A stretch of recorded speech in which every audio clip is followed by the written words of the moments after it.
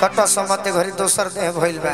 सही बात। अभी सब हम छोड़ल चाहते हैं।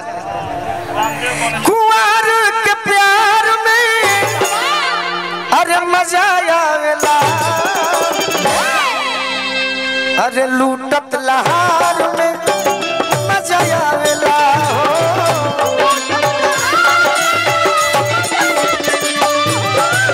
लूटत लहार में मजा आवेला हो। लूटत लहार में मजा आवेला। नहीं हर के यार में, अरे नहीं हर के यार में मजा आवेला। लूटत लहार में मजा आवेला। लूटत लहार में मजा आवेला। लूटत लहार में मजा आवेला। लूटत लहार में मजा आवेला। रात बीते दो, रात बीते दो।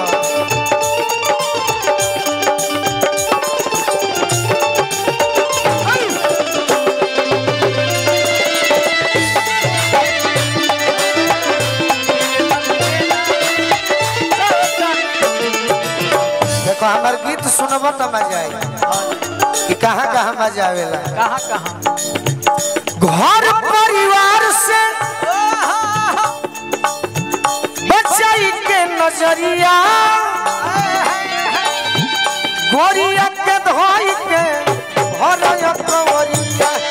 गोरिया के धोई के भरया कंवरिया।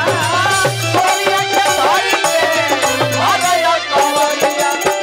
घर परिवार से बचाई के नजरिया, गोरिया के धोई के भरया कंवरिया। गोरिया के धोई के भरया कंवरिया। गोरिया के धोई के भरया कंवरिया। अखबार में भरला पर कहाँ मजा आवेला? कहाँ पूछो। कहाँ मजा आवे? मिलल पिछुआर में, मिलल पिछुआर में मजा आवेला। लूटत लहार में मजा आवेला। लूटत लहार में मजा आवेला हो। लूटत लहार में मजा आवेला हो। लूटत लहार में मजा आवेला।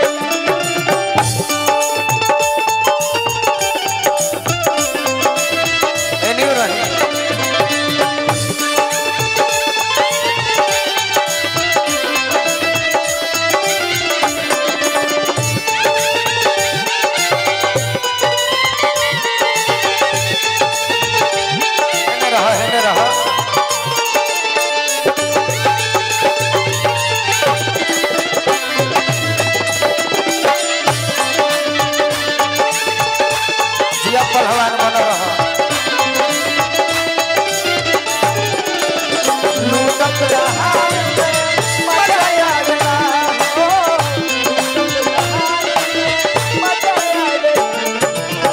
ग्राम पंचायत राज मतिया खास से मुखिया सपैक्ष अध्यक्ष श्री रामेश्वर यादव जी के तरफ से बहुत बहुत आशीर्वाद मिलल। भैया के बार बार प्रणाम करो।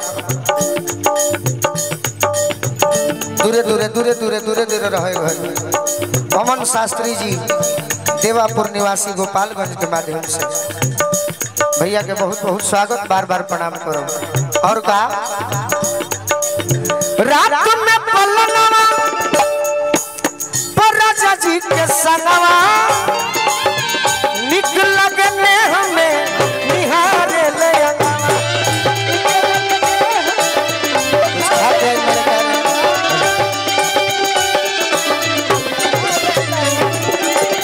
भैया हमारा विश्वजीत यादव जी अध्यक्ष प्रमुख संघ गोपालगंज सह प्रखंड प्रमुख उचका गांव।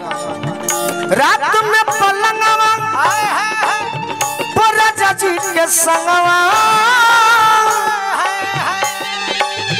निक लगने हमें निहारे ले निक लगने हमें निहारे ले निक लगने हमें निहारे ले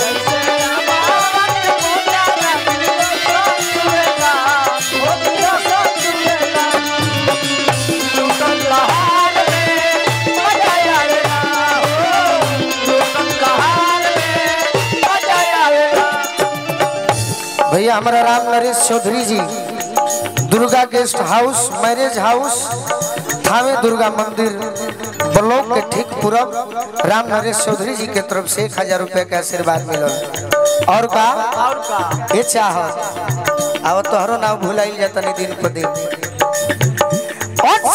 में मिले वो में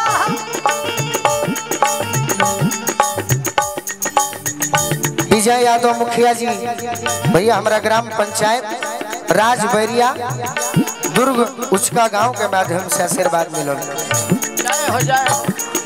आज चक्के में मिले वो में आवे ना आनंद हो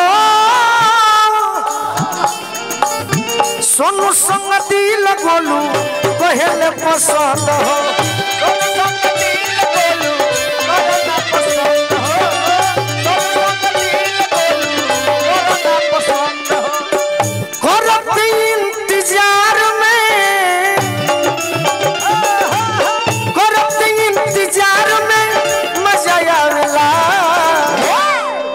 केहू के प्यार में करत इंतजार में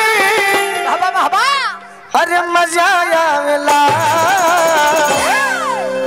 तो अरे लूटत लहार में मजा आवेला हो लूटत लहार में मजा आवेला हो लूटत लहार में मजा आवेला